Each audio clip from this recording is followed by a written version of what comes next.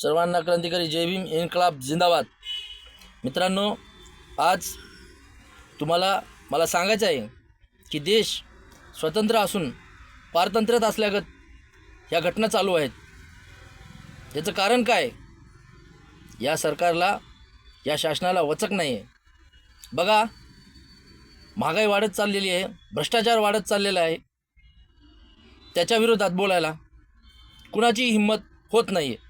पण मित्रांनो, आपल्याला खरंच जर वाटत असेल आपण मर्द आहोत, आपल्याला खरंच जर वाटत असेल की आपल्यामध्ये खरेपणा आहे, निर्भीडता आहे, धाडस आहे, तर आपण खुलून या व्यवस्थेविरुद्ध, चुकीच्या गोष्टींविरुद्ध बोललंच पाहिजे। सरकार कुणाचंही असू द्या, काँग्रेसवाल्याचं असू द्या, भाजपचा असू द्या, नाही तर इतर अन्य कुठल्याही पक्षाचा असू द्या, पण आपण या देशाचे स्वतंत्र नागरिक असाल तर आपले विचार मांडण्यापासनं आणि चुकीच्या गोष्टीला विरोध करण्यापासनं आपल्याला कुणीही अडवत नाही आणि आपण गप्प बसलो नाही पाहिजे, आवाज बनलो पाहिजे।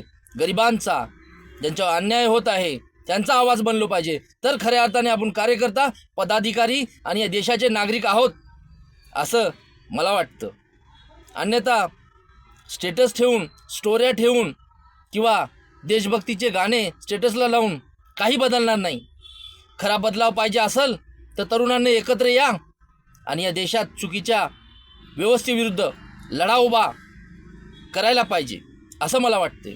म्हणूनच मी स्वतंत्र काम करत आहे। मित्रांनो, आपल्या सर्वांची साथ हवी आहे, आपल्या सगळ्यांचा प्रतिसाद हवा आहे आणि इथल्या नामर्दांना धडा शिकवायचा असेल तर सगळ्या मर्दांनी एकत्र येऊन हा लढा दिलाच पाहिजे।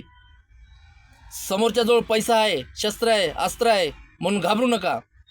सगळ्यात मोठं शस्त्र जर कुठला असेल तर ते आहे निर्भीडता, धाडस।